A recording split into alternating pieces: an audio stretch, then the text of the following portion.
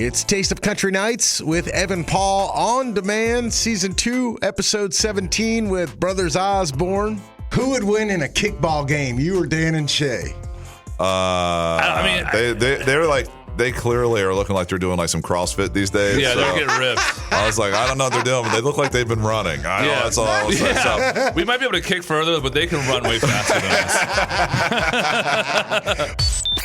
Man, it is always a good time when those two come by, I swear. They had a lot to talk about, and we're going to get right into it. If you missed any of the past episodes we've had here at Taste of Country Nights on Demand, recently we had country newcomer Ann Wilson. Luke Bryan is on. Tyler Hubbard was on Taste of Country Nights on Demand recently. Chris Young as well. All your favorite artists have all been on Taste of Country Nights on Demand. Go on back, take a gander wherever you get your favorite podcasts from. This podcast is part of the Town Square Media Podcast Network. All right, we're here with Brothers Osborne. Let's talk about Break Mine. Yes. Yeah. Let's go. How did the hook come about? Who wrote it? How did it manifest itself? So, the hook kind of came to us in a moment when we wrote the song, but it was half finished when we finished that day. We wrote it with Shane McAnally and Pete Good. And then, I don't know, 6 months, a year went by, and Shane hit us up and was like, man, this song, I just listened to the work tape, and I really feel like we need to get back in and finish it. So we did, and I really loved that it was like a song that almost didn't make it, and then we went and worked on it some more, and now it's a current single of ours, which is, I feel like an encouraging example of not giving up on something. That's very true. And then the EP, we as we came here, we just always felt like people were always, anytime we would release a full length record, people were always still just like wanting more and more music. And so we recorded some songs with the intention of releasing, hopefully this will be the first of many EPs that we will release, trying to get releasing less music more often instead of a lot of music at once, like every 3 years or whatever. So that's kind of our goal. And hopefully this is the first of many. So it's Break Mine and then Get to Moving Again, which is a new song on there. And then there's actually 2 songs that are featured from our previous record that we thought just kind of got overshadowed with a lot of the stuff going on and our world and just everyone else's. So there's always a lot going on. But that's kind of, yeah. There you go. Of course, y'all have known each other your whole lives since back in the day, diapers and stuff. Yeah, we've known each other for a while. How has your songwriting relationship evolved over the years? Honestly, it's one of those things when you're young and you're writing songs, you go, I have this idea and it's got to go like this, and this is what it's going to sound like, and this is what it's going to say, and you try to control a song. But as you grow older and you write a lot, you learn that songs have to actually kind of come to you. You can't chase it down. And we've learned just to kind of be patient and let the room dictate how the song is going to go. Because at the end of the day, we're songwriters. We write all the time. But the most important thing in the room is the song. It's not my opinion. It's not his opinion. It's not our co-writer's opinion. It's really like what is best for the song. Granted, you might think your opinion is best, and it could be best. But at the end of the day, you're only servicing the song. So there's a bit of trust, and you have to. Some days TJ just brings a guitar moment, and I'm the guitar player. I'm like, no, that's cool. Let's do that. Some days I'll bring a lyric, and some days you just go to lunch. That's really it. And those are most people's favorite days. Yeah. You guys collaborated with Miranda Lambert on that, right? Yeah. For what song? We ain't gonna break it up. Breaking up, yeah. When you have an appointment with someone like Miranda Lambert, does that add pressure to the songwriting process? Not entirely. I guess we already knew her, so I think if I did know her, I probably would feel that. But we already had a rapport with her. We were on tour with her, so I felt it's like kind of like writing with a friend or something. So, but in that instance, we came in with a hook. I used to always jokingly say if people asked if Abby and I were still together, I would always say, yeah, we're just not good at breaking up. And as a joke, and I said that to Jesse Frazier, and of course you say anything to a songwriter, they pick up on it instantly. Yeah. And so he's like, we're writing with Miranda and write it with her. And I will say one of the more challenging things to write with another artist, just any artist, and I typically don't enjoy doing it that much because it becomes like a conflict of who you're going to write for. And so they're always like, well, they want to write a song for them. We want to write a song for us. and sometimes it just gets all mixed up, and you end up writing a song for no one. And but Miranda came in with the sole purpose. We were writing for us, and so I was really impressed with her ability to kind of take off her artist hat and step into the room and just be a songwriter. And it was we had so much fun. We started drinking at like noon, and it like helped. And we I don't know, it took off. And then so when we did the work tape for the song, the demo, she put some vocals down on it. And so when we got finished, it just felt like it needed to be there, and it gave it this amazing layer. And so when she came and sang on the track that we did, we really felt like it sent it over the top. She just has that voice. It just, I don't know, connects you from here to there or whatever that is. Congrats on the ACM nom again. Thank you. Yeah. Y'all running out of room for all these awards? No, not yet. I have to put them in my third house now, which has been really tricky. I'm joking, by the way. I was like, man, I don't know if he's really. No, I'm joking. Hey, it's possible, man. I mean, I have 4 houses. I only leave them in one house. Do y'all ever know ahead of time? Who's going to win at these award shows? No. Okay. People ask that question a lot, and before you go to these awards, you think, okay, everyone knows. But no, you do not know at all. No one knows. Although we were, just at the Grammys, and we were nominated for Album of the Year, and as we were sitting there, it was, they bring the cameras up, and there's 2 cameras. There's one on Lainey Wilson and one on Kelsey Ballerini, and then us, and like Tyler Childers and Zach Bryan are sitting over there, like, I guess they know we're not going to win. We're like, what the hell? And then they announce, Lainey Wilson, and she gets up, and then after that they take the camera and come to us, and I'm like, you can't film me now. I got my loser face over here. I'm like, come on. So do you have to have a loser face ready for those moments? Because people analyze that, especially with social media. Like, I know. The minute they announce someone else, they're going to cut to your face. No, well, to be honest with you, I think John and I were, we are just kind of naturally pretty humble guys, I think. So we're always just like expecting someone else to win. Like, honestly, even every year, like we've won the duo award, it still is like we never expect. It's always it's certainly less surprising than it was the first time it happened, but it still is a thing that could just go either way for us. And even in that moment where we didn't win album, but it was, we're always just happy to be there, truly.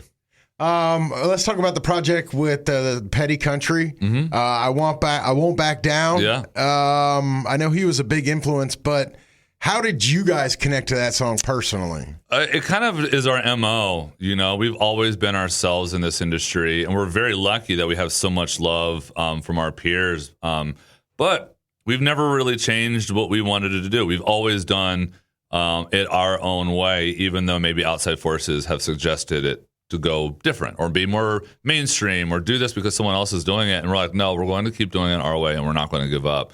And I feel like a lot of people in our industry can attest to that. I mean, even leaving your hometown to go pursue a career in music is absolutely insane. And you have to not be a quitter, right? And that song just resonated with us. To be honest with you, it was hard to pick a Tom Petty song. I mean, It's one of our favorite artists of all time. It's the person I've seen the most in concert. I've got a Tom Petty lyric tattooed on me. Which one? It's from Into the Great Wide Open. He changed a rebel without a cause to a rebel without a clue, and I love that line. And again, which is kind of what musicians are. They're like rebels without a clue of what is in store, right? But I Won't Back Down is just something that really just resonates with our MO, and we're stoked to be a part of it. And we asked Dierks Bentley the same question. Tom Petty was critical of country music right before he died. He called it bad rock with a fiddle. Did that change your opinion of him? Well, I mean, first of all, I think he was talking about a specific era of country music where I would agree with him. There was an era where I think most people, when they say now, when I talk to people and they say, I don't like country music, I'm like, well, I don't think you're aware of where it's gone and how it is, and it's so diverse. And so for the most part, I was like, yeah, there's a lot of that I don't particularly love myself. And so I didn't disagree with him entirely. But also, I mean, even Petty's done like a lot of country sounding stuff. I mean, a lot of, you tell clearly as an influence for him. But, I didn't take that necessarily personally. And to be honest with you, even if he hated my music or our music, I'd just be honored that he knew who the hell I was. All right, 2 more. Beyonce just dropped her country record. Which out-of-genre artist would y'all want to see drop a country record? Oh, man. I don't know. That's Snoop Dogg. I would love to have Snoop do a country record. I think that would be amazing. I mean, come on, Post Malone, I guess you would call him a rap artist, but he also is an amazing singer, too. So it kind of like he gets away with it. But I want to hear Snoop start. Blunts, bitches, and corn. Yeah, dude. That's the name of it. Let's write Blunts, it. Let's bitches, and hay bales. And finally, who would win in a kickball game, you or Dan and Shay? They're like, they clearly are looking like they're doing like some CrossFit these days. Yeah, they're getting ripped. I was like, I don't know what they're doing, but they look like they've been running. That's all I was saying. So, we might be able to kick further, but they can run way faster than us. Well, congrats on all the success, man. Love the EP, guys. Thank you, bud. And a special tack on to this episode, we had the chance to sit down with Blanco Brown. He brought us the Git Up a few years ago. He's back, got a brand new EP out, and we got a chance to sit down with him. Evan Paul here, hanging out with Blanco Brown. What's happening? Man, everything. It's a blessing. I love the name of the EP, Heartache and Lemonade. Your last album was a something and something. Is that something that a familiar recipe for you? Man, I mean, I just like things that mean 2 different things, but draw one picture. Okay, what was the picture you're trying to draw with Heartache and Lemonade? I mean, I've been through the heartache. A lot of people been through heartache. Most of us been through heartache if you're human. But knowing how to make those moments into something sweet is the most precious moments ever. So taking heartache and turning it into lemonade. Okay. I like As Good As It Gets, your vocal capacity on that. Is that the biggest challenge song-wise you've sang? Oh no. See, listen. You got to listen to some more stuff. Okay. And come to some live shows. That ain't a hard task. I love singing. That's my passion. Especially when I get to just show my vocals. What inspired that song particularly? I went over to Matt House in Parmalee. Him, Tommy Cecil, and David Fannin.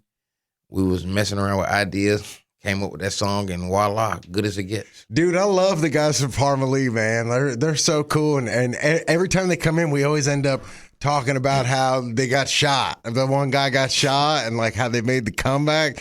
You hang out with those guys a lot, or is it just to make music, or other than that? We hang out, period. I was just with them at the Putt Shack yesterday, celebrating their number 1. What's the Putt Shack? It's a putt shack here in Nashville. Okay. People play putting it. Are you pretty nasty at putt or no? No, I suck. Let's talk about the lyrics of Sunshine Shine. Are you calling out the steps to a new dance, or are you kind of recalling the Get Up? No, Sunshine Shine is this whole entity. It's not necessarily a line dance song. It's a song that you can line dance to. Okay. And there's really no rules on this song like I had on the Get Up, to the left, to the left, to the right. Now take your left hand, put it on your side. Like, that's not on this record. I'm saying these are the sounds of an 85 Chevy with 412s in the back rolling on them 20s. Yeah. So, but you get to dance to it. What amp, though, on the 12s? That's key. MTX, or are we going like Rockford Fosgate? No, man. The amp. What amp I used to use?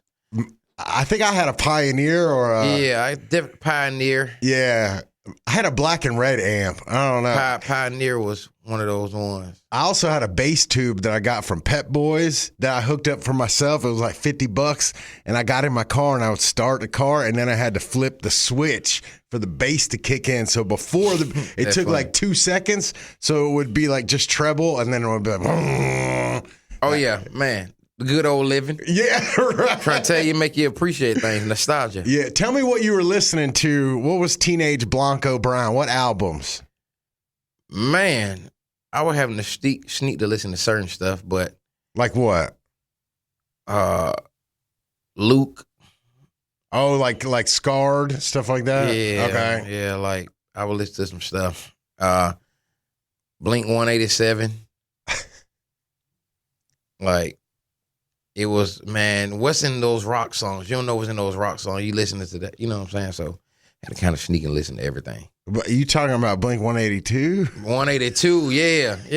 What group? Do a group even have 187 at the end of the name? I mean, maybe. I'm thinking about a murder case. Yeah, I was thinking of somebody 187, yeah. No, Blink 182. Blink 187. We ain't gonna edit that neither. We're gonna keep that right in, because I was sure and wrong. What is your favorite Blink 187 song?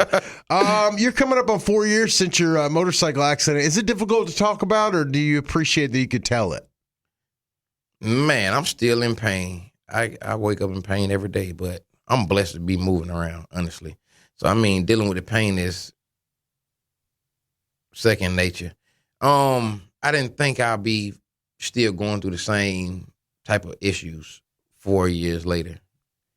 I mean, it's almost 4 years. It happened in 2020, August. So, almost 4 years coming around. Still got nerve damage. Still go through pain, but hey, I'm here. I can't complain. Yeah. And I ain't saying like here with you. I'm just saying here on earth, period. Like moving around, still serving my purpose, doing what I'm supposed to be doing. What changed in you since then, since that day and since your recovery? Well, the way I got my accounts and stuff set up definitely changed. Okay, like your affairs? Yeah, I'm saying if something was to happen, not just having money sitting somewhere going to people that didn't work for it or put in on my family heirloom and none of that. Like it need to go to the right places. I just got a lot of that together, but I already had like my essentials, my health insurance, my life and all that stuff. But that's a lot of what changed, man. My purpose never changed, so my story haven't changed much from that accident. Like I still like to be positive, give great messages, and keep the world on its tippy toes. Why do you think the other driver got away scot-free? Oh, man. I have no idea. Maybe they friends with somebody. And they didn't take my statement, and I was able to talk because I talked them through taking my helmet off and everything. It was suffocating me. And I don't know. By the time I got out of the hospital and got back to trying to live, man, it was a year and some change had passed because the nerve damage around that time was excruciating. And so my foot was on fire every day, like straight fire. I couldn't even imagine that pain, like to go to sleep with it, wake up with it, and for it to wake you up out of your sleep, man, you can't really imagine that. I can't imagine. It's like somebody put my foot in the stove. Yeah, was there like a time where you were like, man, I'm not doing music anymore. This is just too much, or were you worried about that? No, because I still have a voice. So I wasn't concerned about whether I would be able to do music. My voice wasn't affected in that wreck, and my purpose definitely wasn't. So I've never thought that far. But honestly, I quit the music industry every week. This is not for me, man. Man, I quit it every week, and then I crank it back up every Sunday. Tell me about a funny time that you may have been noticed that you didn't want to be. Like someone told me at Kane Brown, someone said they got noticed during the vasectomy or something. Has there ever been an awkward time where they're like, "Are you Blanco Brown?" You said, well, I don't even want to talk about that. I don't know that, you know what I'm saying? For me, no. I've been on the side of the road fixing on the car and somebody say, man, you remind me of, I say, oh, could you take me to the gas station to put some gas in a tank? We get back to the car, I'd be like, yeah, maybe that is me. To the left now, to the right. That's so cool. I love hearing stuff like that. What are the pros and cons of having a viral hit like that, though? Man, I mean, the pros is being heard. That's the pros. The purpose. That song got a lot of people through a lot of stuff. Yeah.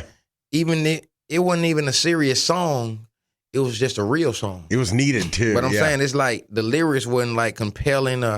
It's just it had so much joy on it, and it did what it was supposed to be doing. God's work, divine appointment. The cons, being typecast. Have you ever saw an actor or actress that put in the same type of movie every time, the same sitcom, and they don't live outside of that? I'm trying to live outside of that, but then I had like the grace of formerly just the way, and people could hear me in a different voice. But at the same time, I don't think those same fans tied both of me together, because it was two different tones. Interesting. I went from going to do the two-step and cowboy, the way your hair's in a mess in the morning when you open your eyes. Like two different people. Yeah, same person though. You know what I'm saying? So, a lot of people ask me, how did I come up with that voice? I used to play around and be like, hey, get to class. Don't you skip out on class. We're going to get you, suckers. Don't you play around there, Bob. So it's like now. A principal or a stern teacher. Hey, don't you play around with that, fellas. We're going to get some boot scooting going on around here and move some desks. We're going to move some furniture. You keep messing around. And, the origin of the Git Up, right? Explained. And that voice actually helped me through my circumstances. It took me out of the reality of what I was going through. I got to have fun. Yeah. So I created trailer trap. Trailer park music meets trap music. I just bridged the gap. Yeah. And that's where I came up with the Get Up vocal. But then if you hear me on songs that started that album, Heartache I like that sound. I might want to sample that. It sounded official. I'm talking about that little recoil going on at the end. Took me back. I almost had a drawback. Sound like the echo of a 357. Since I'm messing up numbers today, we're going to say an echo of a 359. 359. Well, let's go on. So you were talking about mixing the two genres of music. You've worked with like Diplo, Nelly, Pitbull, Monica, 2 Chainz. Yeah. What's the difference in hip hop working in these genres and trying to bring them together? Because you seem to have figured out how to do that. Man, I'm still learning as it goes. Honestly, to tell you the truth, I haven't figured it out. I was just blessed and lucky enough to put out something at the right time that people felt like they needed. And I'm trying to recreate that moment, but I've stopped chasing it now. It's like I'm not chasing a moment that I had. I'm trying to create new moments, and hopefully people don't forget about the moments that I had, so we can live through them all and just put them in one big old package. Yeah. I love both sounds, so I'm authentic to it. A lot of people coming into the genre, white and black, they starting to put 808s and trap drums in their music, and it's because it sound cool. For me, I didn't want to have to choose one, so I did them both. Things that sound cool to people is one thing, but for me, it was, I don't want country music without this, and I don't want this without country music. I want to do everything because I love it. So yeah, I'll do a traditional country song, but then I also go and do a traditional trap song with Tip. You know what I'm saying? Yeah. Any artist. So I don't want to have to choose. I wanted to bridge the gap, trailer trap. What would you say to like an artist like Beyonce who's making the crossover and she's getting some static from like some country fans? Oh, man. Here go the crazy thing about it all. Beyonce, I don't really feel like she's doing a crossover. I feel like she's just doing whatever Beyonce want to do. And honestly, man, you're going to always get static if it ain't like straight up and down the middle of whatever it is. Because I also see country fans talk about like Luke Combs, and they say, now that's straight country. That's what we're talking about. It gives us a reminiscence of the 90s mixed with some new, but it ain't pop, and it ain't this. It ain't a deviating from this. It's country music. So I think country fans just love country. I don't think nothing wrong with what people love. I feel like people should be able to love and talk about what they love and what get them through. But I have a market for my sound that people will enjoy and say, okay, I didn't know I even like anything close to country music. but Blanco Brown is jamming like a high point in the shootout. What song do you think people are going to really take to the most on your EP that's coming out? Man, I'm going to let the people let me know. Okay. But, I mean, Good As It Gets, I wrote that with good spirit, good intentions, and everything on this EP. I mean, I just went all the way in with what I know. And I know music. I love music. Tailgating in the Sun and Energy. And they all came from voice notes. Voice note from 2012 all the way up into thus far. Wow, that's where you keep everything? Yep. And I actually have it fully documented. Every session, every song. Wow. Yep. So that iCloud is popping. You can't Only in lose you, it. iCloud. That's a setup. Okay. But yeah, I keep some encrypted drafts with stuff on it. Okay. Yeah. I want to take you back to real quick. This with Lainey Wilson. This was like back 4 something years ago. You remember making this video with Lainey? Did you have to pay her? Pay her? Like she was in a Jelly Roll video she talked about, and they paid her $100 back in the day. Oh no! This was before she was kind of No, they were way before she was known. Yeah, and they asked me to do the dance with her, and I was just like, she's such a good spirit, good energy. I drove to Nashville at the prime of my record and shot that right outside of Broken Bow old building. Wow. Yep. So no, I ain't pay her. We just did that on good friendship. That's cool. Yeah. Okay. And how is it seeing her career soar too? Man, I'm so happy for her. I've had these conversations with her. Like, we done been over her house swapping lies and cooking stuff together. Wow. Yeah. And just chilling. So it's all great spirit, nothing but good energy, and she deserves everything. I mean, like, I done seen her at her best and worst moments of just talking about what she wanted to do, how she wanted to be of influence, when you got this star in you, you just ready to shine and light up everything around you. It ain't about you shining. And I feel like she possessed that. That's awesome, man. What's next for you this year after the EP? Another EP. Another one this year? I'm dropping 3 EPs this year. Oh, wow. Okay. Yep. I don't have a title for the next one, but they on my heels. So I got to give them something. Why not just like one album? I did it in 2 parts, a double album. Okay. And it was 24 plus records. Well, 25 altogether. And the label was just like, man, there's so much good stuff on here. You're going to lose a lot of this in the process because you're going to have one focus track and then a follow-up. But if you do an EP, you get to like focus, follow-up, focus, follow-up, focus, follow-up. So I get to put out a good 6 focus tracks instead of putting out 1 and then a follow-up. Interesting. I get to put out 3 focus tracks and then 3 follow-ups. Okay. Yeah. A little insight of what goes on. It's good to know, man. Well, thank you for coming by, man. Love the EP. Can't wait to hear the next 2. Man, it's a blessing, and I can't wait for people to, just tap in, dive in, be open-hearted, open-minded, and just live, love, purpose over everything. All right, let's bring in Billy Dukes from behind the camera to talk about this pair of interviews here. What you got, Billy? Blanco Brown is fascinating to me. He seems like the kind of guy, like, he seems really smart and super into music, but he hasn't quite sorted through it all to figure everything out, like all the steps at his point of his career. I agree. And the thing with him is that it almost seems like he stumbled into country. Like when he was describing how he was like, I just use that voice, like, come on, everybody. Right. Like it almost sounds like he stumbled into it and everybody was like, oh, this is great. And now he's like still going with it. But I can't tell if that, so is this country voice essentially like a character?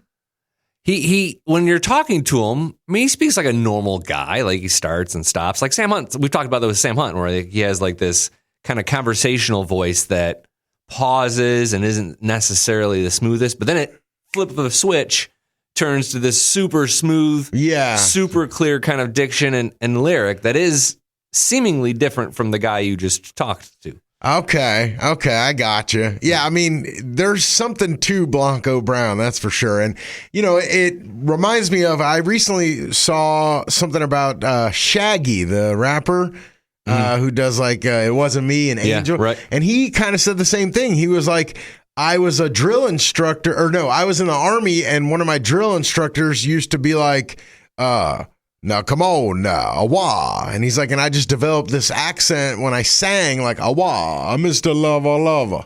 And so that it kind of reminds me, Blanco's story of that kind of reminds me of that. And it's almost like, could we try that in a different genre? Like if me and you did a screamo, like,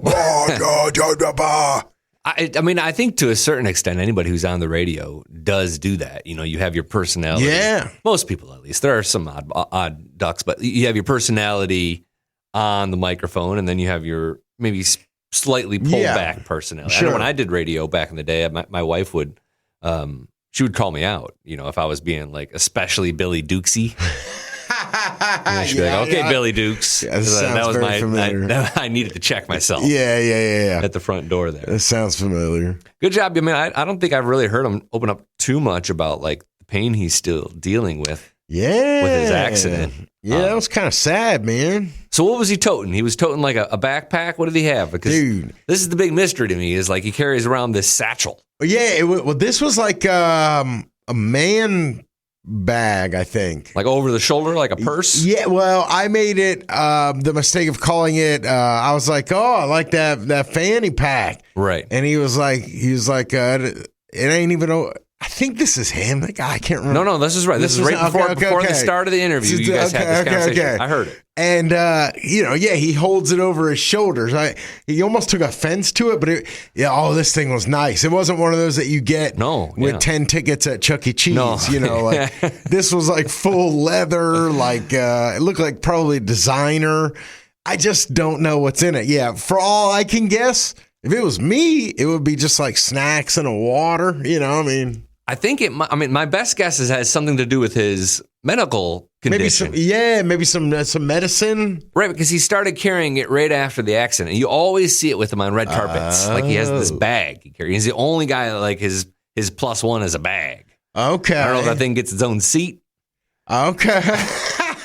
Yeah, What's up there, but there are some there's some rappers I know that brag about what's in the bag, that I've heard. Probably different. Yeah. Probably different. I mean, it could be. I've heard gamblers that have cash. It could just be a man purse full of cash. Yeah, could have a weapon. Who knows? I don't think Blanco has any of that. But maybe, I don't know. Yeah, I mean, did Blanco put a weapon down before speaking to me? I don't know. We're so used to not asking a woman what's in the purse. Right. You can't ask a man what's in the bag either. I don't think I would have asked him. No, because maybe he'll listen to this and fess up. Yeah, and there's also an aspect of like F around and find out. Like, maybe I don't want to know what's in the bag, Right. It might be kind of lame as well. It could literally be Cheetos. Yeah. He pulls out a ham sandwich. Yeah. A ham sandwich.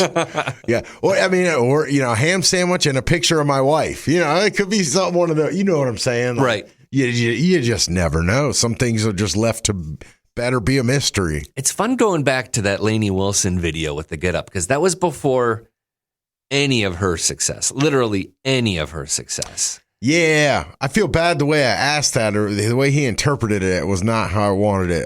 Because I think he was like, "Did I pay her?" No, I didn't. Oh, I see. Yeah, did you have to? Yeah, right. Because but on the timeline, the question fits because on the timeline, he essentially was more famous than she was. She might have needed the check. She needed the check. That's right. And Jelly Roll was supposed to pay her $100. Same thing to be in a video when she needed money, and Jelly Roll never paid her. So that's kind of where the question formulated. So I was like, "Did you pay her?" And I hope we didn't. It sounded like he took it like a man, how did you get Lainey Wilson to do your song? But it wasn't that way. No, not at all. Good interview with him, and good interview with Brothers Osborne as well. I think those guys genuinely like you and the questions that you kind of bring them. Yeah, thanks. No, definitely. Those guys are fun. Like, it's funny cutting up with them because they're brothers. So, like, at the end of the day, you can always just revert back to, who took longer in the bathroom growing up, Right, yeah. I mean, and that's so helpful when you're doing an interview to have, like, either a series of questions you can kind of go to when the interview is starting to stall. Or something that you can kind of park yourself there while you think of what you really want to ask them. Yeah, definitely. A little bit of a trick there. But those guys are good and good music. You didn't have a lot to ask them about. It was just an EP, but I thought the Tom Petty Q&A part was interesting, and their take on what he said about country music was probably right on, was probably smart. Yeah, I've noticed we've asked that a couple times, and people have different opinions. People are a little scared to answer it, kind of. Yeah, I think so. I mean, no one's going to be like, that dude. Because he's dead and he's a legend. And who's going to trash a dead legend at this point? There's no one, especially if they're on the album, they're trying to promote it. That's a great point. No one's going to really smash it. But, you might get a little story or a little something out of them. And, they shared a little bit there. Yeah, either way, I mean, it would be inspiring if someone said that, it makes everyone want to prove them wrong. The award show question is interesting because I'm convinced there are award shows where you do know.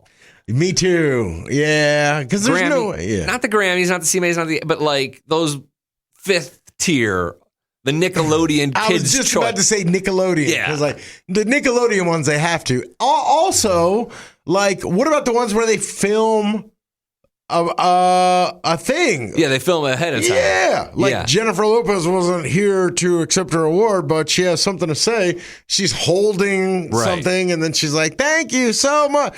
So how long did she know? How long did they? So yeah, I think there's a little bit of no one wants to reveal, but like it's like the magicians, but remember there was a magician show that broke all the magician show. Yeah. I think that's coming. It's David Blaine, if I'm not mistaken. I mean, Blake Shelton's not showing up for the Nickelodeon's Kid Choice Awards and then walking home a loser. No, yeah, right. It's just like, I guess I didn't win. Nickelodeon. Poor Nickelodeon show.